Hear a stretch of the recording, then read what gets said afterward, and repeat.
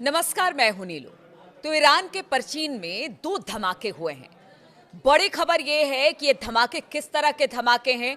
क्या वहां पर किसी तरह से अमेरिका की ड्रोन सर्वेलेंस कर रही थी, यानी वहां पर किसी तरह से जासूसी करने का प्रयास कर रही थी? क्या उसे मार गिराया गया है? पहले तो आपको बताते हैं परचीन के बारे में कि परचीन है क्या और क्यों आखिर इतना महत्वपूर्ण ईरान के लिए माना जाता है। तो देखिए, न्यूक्लियर फैसिलिटी, यानी कि कहा यह जाता है कि यहाँ केमिकल वेपन्स भी हैं, यहाँ पर बैलिस्टिक मिसाइलें भी रखी गई हैं।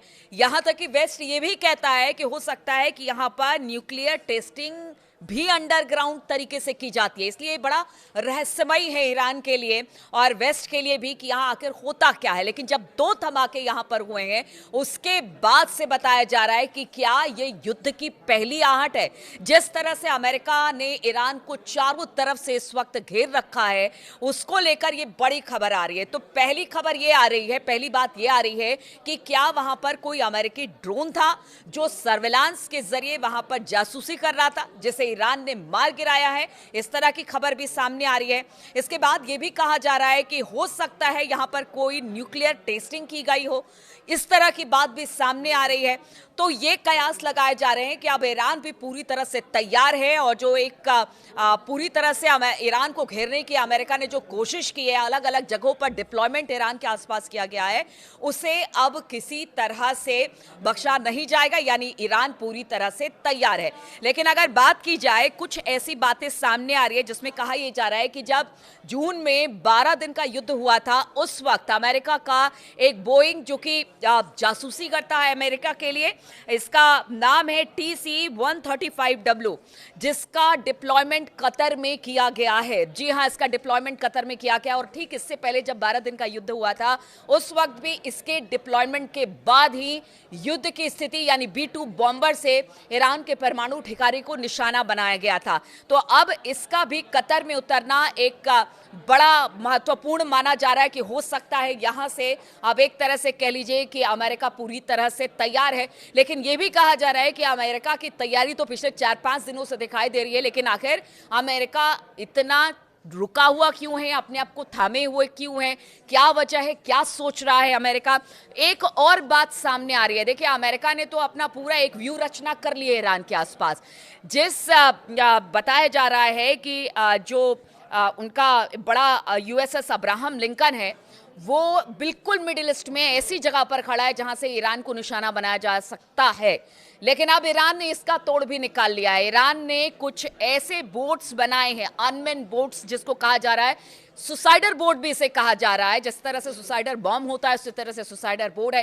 300 इसकी बताया जा रहा है कि करीब 300 ऐसे सुसाइडर बोट्स हैं जो कि बिल्कुल जो USS अब्राहम लिंकन है उसके कुछ दूरी पर ही खड़ी है।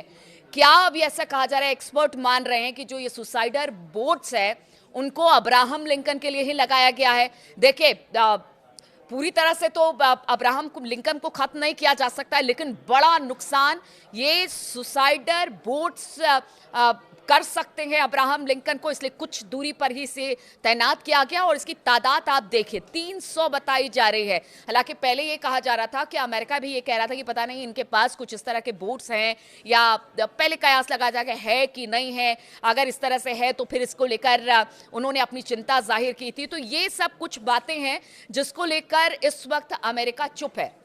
दूसरी तरफ एक और खबर आ रही है कि जो चीन के कुछ लड़ाकू विमान है, पिछले कुछ दिनों में हमने देखा कि किस तरह से चीन बिल्कुल ईरान के साथ खड़ा है, अमेरिका को चुनौती दे रहा है। और कहा यह जा रहा है कि जब उसके विमान ईरान के पीछे खड़े हैं तो ये वैसे विमान हैं जो कि अमेरिका के अंदर तक घुसकर वार कर सकते हैं। उनकी मिसाइलें हैं जो कि ईरान को प्रोवाइड की जा रही है। तो एक तो देखिए, आप अब्राहम लिंकन को निशाना बनाने के लिए वहां पर 300 बोट खड़े हैं जो कि अनमैन्ड है, उसमें कोई भी नहीं है। वो जाएगा, टकराएगा और उससे भारी नुकसान होगा अब्राहम लिंकन को। ऐसे 300 बोट हैं। दूसरा बताया जा रहा है कि जो 2 धमाके हुए हैं परचीन में, वो भी एक बड़ी बात है, कि ये दो धमाके क्या वाकई जो अमेरिका के ड्रोन है उनको मार गिराया गया है। क्योंकि देखिए जो ऑर्बिटल ड्रोन इसे कहा जाता है, जो कि सिर्फ निगरानी करते हैं, जासूसी करते हैं। और जिस बात का जिक्र हम कर रहे थे कि 500 से ज़्यादा फाइटर प्लेन इस वक्त अमेरिका के हैं, और अब तो अमेरिका ने कतर में बोइंग सर्विलेंस विमान यानी कि TC-135W को भी उतार दिया है।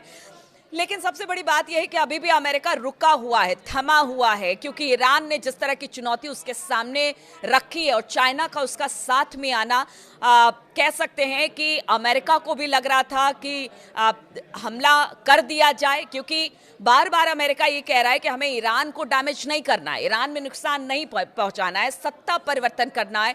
इसलिए खामनेई के एग्जैक्ट लोकेशन की तलाश की जा रही है कि खामनेई है कहाँ। उनका ट्रंप का कहना है या अमेरिका का कहना है कि अगर खामनेई को सत्ता से हटा दिया जाएगा तो वहां पर स्थिति कुछ और होगी। इसीलिए लगातार अब वेट किया जा रहा है अमेरिका की तरफ से। लेकिन इधर ईरान की तैयारी भी पूरी है, चीन उसके साथ खड़ा है, रूस उसके साथ खड़ा है, उसके अनमैन बोर्ड हैं, इसके अलावा मिसाइलें हैं, सुपरसोनिक मिसाइलें हैं, तमाम चीजें जिसको लेकर अब अमेरिका सदमे में है कि क्या किया जाए। लेकिन क्या यहां से पीछे ट्रंप हटेंगे, सबसे बड़ा सवाल यह है। अगर पीछे यहां से हटते हैं तो भारी फजीयत इस वक्त ट्रंप की हो सकती है, और एक तरह से कह लीजिए मध्य पूर्व में जो है वो खामनेई का वर्चस्व और बढ़ेगा अगर ट्रंप यहां से हटते हैं। और अगर ट्रंप ने हमला किया तो फिर इसके क्या परिणाम होंगे, इसको देखने के लिए पूरी दुनिया यही है कि किसी तरह से ये युद्ध ना हो, युद्ध की स्थिति ना बने।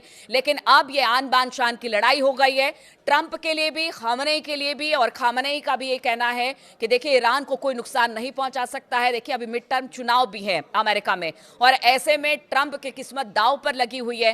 ट्रंप पहले ही बहुत वजीहत अपने ही घर में झेल चुके हैं, बाहर भी झेल चुके हैं। तमाम देशों से उनके जो ताल्लुकात है धीरे धीरे खराब होते चले जा रहे हैं। अभी कल ही हमने देखा किस तरह मैं लेबनान के कोला एरिया में हूं और आप देख सकते हैं कितनी तबाही हुई है यहाँ। ऐसे में अमेरिका अगर यहां से पीछे हटता है तमाम दावपेच के बाद, तो फिर अमेरिका का होगा जो एक क्या होगा, वर्ल्ड पावर बनने का उनका जो एक सपना था, क्या वो धाराशायी ट्रंप के इस तरह के हरकतों से होगा। और अगर ट्रंप हमला करते हैं ईरान में तो फिर इसके क्या परिणाम होंगे, पूरी दुनिया से अब देखेगी और पूरी दुनिया इंतजार करे कि आखिर इस तरह की जो स्थिति मिडिल ईस्ट में बनी हुई है उसके क्या परिणाम निकलकर सामने आते हैं।